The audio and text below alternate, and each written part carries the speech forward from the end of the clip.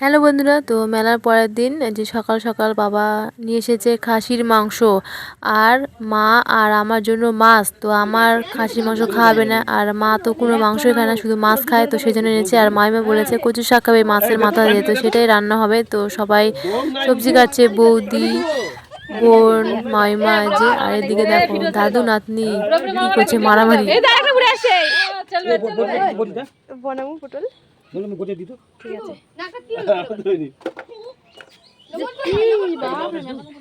নাক ছেড়ে দিছু না না দেখ তো বেন মাথা বন্ধ করে বেন দেখো তো নাক ছেড়ে তাল খাইছে অবশ্যই।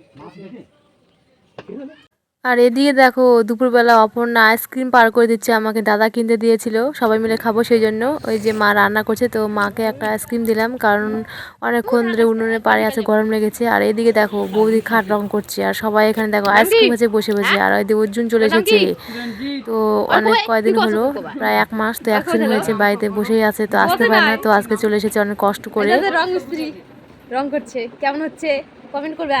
এই যে রং মিস্ত্রি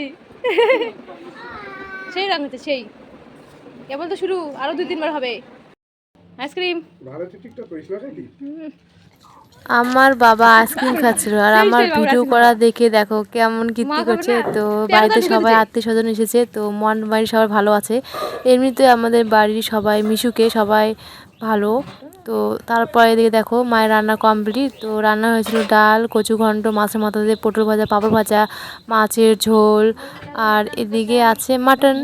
তো এইটা দিয়ে খাওয়া দাওয়া হবে। তো খাওয়া দাওয়া কমপ্লিট, বাড়ির সবাই সিজাকে করে নিয়েছে, ভাই শুধু একমাত্র নেয়নি, তো জোর করে ভাইয়ের করে দেওয়া হলো, তো ভাই নিল, তো কান্না করছে খুবই।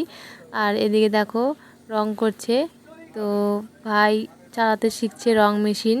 তো না শিখলে হবে, আমাদেরকেও তো নিতে হবে, বাড়িতে রং করতে হবে।